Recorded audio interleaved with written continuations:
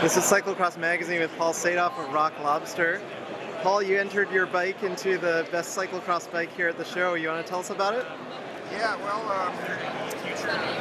a lot of people who are builders come to the show and build something really special for the show and try and outdo each other, you know, knock the people's eyes out with this dazzling display of craftsmanship. Well, that's impressive, and I'd love to see it, but we're talking cyclocross here, right? You know, I think a cyclocross bike can't be judged by how it looks. It has to be judged by what it does and how it does not hold the rider back. So I entered my bike, not that I'm any kind of great racer, but I obviously am doing pretty well on this bike because, you know, the only thing holding the bike back is me. And I wanted to show an authentic cyclocross bike that has a track record of being used over and over and over again, and abused, and has many, many parts replaced on it in the process of being clumsily raced all over Northern California, on the East Coast, and in Madison, Wisconsin. Right. And this bike, in my opinion, has passed the test. None of these other bikes that I saw looked like they've even been ridden yet. I said, well, I think I got a chance here because I got a bike that, well, I think I've done 112 races on it. I'd say it's a good bike, right?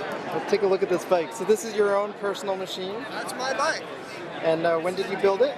I built it in the summer of 2005. 2005, so it's 7 years old? Yes, indeed. It's raced every season since? Yes. And I'm not the only person who's ridden on it. As a matter of fact, Aaron Bradford did some laps on it at the most recent Nationals. And Alex Work has done some laps on this bike at the Nationals and other races. Aaron's not easy on equipment either, right? What? Aaron's not easy on equipment either, right? No. Yeah, he's smooth, you know. Yeah. But Alex is probably a little tougher on equipment than Aaron is because Alex is, well, he's a little bit more of a risk taker. Okay. You know? Sure. And this is Scandium? This is US made and no longer can get, unfortunately, Easton GX2 flare tube Scandium. And you do most of your team bikes in Scandium, correct? I'm doing more of my bikes in 7005 because that's what I have. I have some Scandium, but most of the Scandium I have is a little light duty for cyclocross. I like to make the bikes so that they hold up for years. Okay. You know, a 1 or 2 season race bike is something I like my bikes to be better than that. Sure. So with Scandium, is it a significant weight savings over the aluminum? It's a little bit, probably a quarter pound for a frame. Okay. Yeah. And also the ride quality is a little different. Yeah. Some people say that the Scandium bikes just have a little bit more get up and going or something about it. Sure. It has a little bit more of the spring of steel, but it has that immediate power transfer. And you feel that yourself? Well, I feel a lot of things. I feel the tires more than anything else. Right. But yeah, it's been a long time since I've ridden a steel cross bike, so I can't totally remember. Although I do have a steel big tire road bike I take out there. And I like it okay, but it doesn't rip along like this bike. This bike is just crazy fast. Sure. Now it's kind of well known that you have a love-hate relationship with this show. Can you tell us a little bit about that? Well, I love the show. Yeah. The show is great. My neck hurts, my lower back's starting to go, my feet are really sore. I love the show. Well, the thing that's great about the show is that it's all about custom bikes. And I've been to lots of other trade shows, in particular the big trade show, Interbike. And Interbike is anything bike. Yeah. And some stuff's not bikes, you know, like, Right.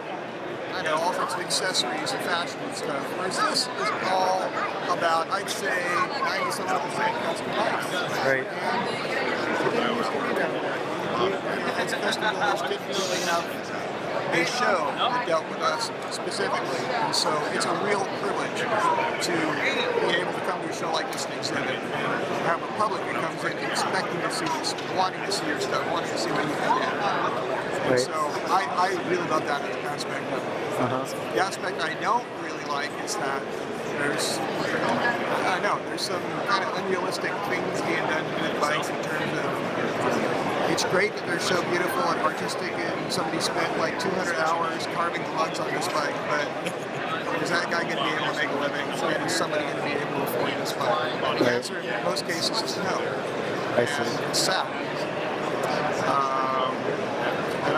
about bikes that are for riders. I think the art in the bike is, it doesn't really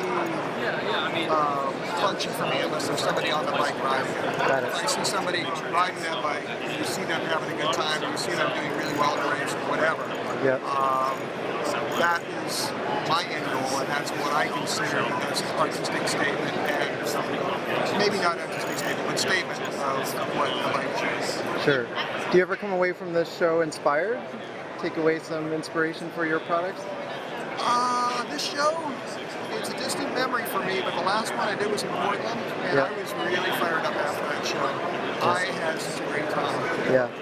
But I guess it wasn't a good enough time to get me to go to Indianapolis, or Richmond, or Austin. Right. But I came here. Yep. I'm glad I'm here. I know I'm going to pay a price. I'm going to be pretty fatigued, but there's a lot of interest in my bikes. Yep. There's a lot of interest in all these bikes. This is the place to be if you're a bike player. Right. And in the past years, you've come up with your own kind of fake awards. Any chance you'll do that this year? It's hard for me to get out of the booth and see the stuff. Yeah. And to be honest, I've seen a lot of stuff that really impresses me. There's a lot more practicality here. But I did see some really stupidly crimped chainstays today. Okay. Those things are going to break.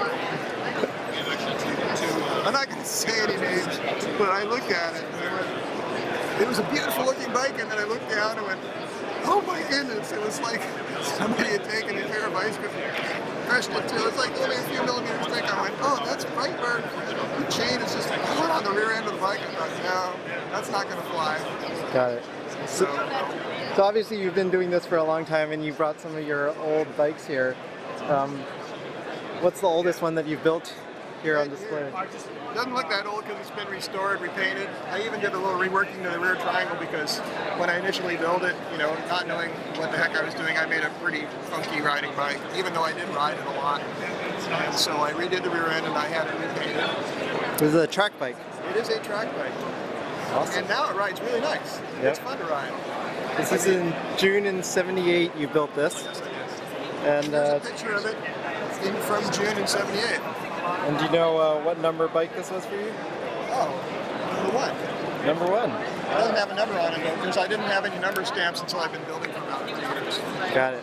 Yeah, so I think I started numbering my bikes in maybe about 1984. Awesome. Well, thanks so much for coming to the show, and thanks for spending the time. Great, appreciate it.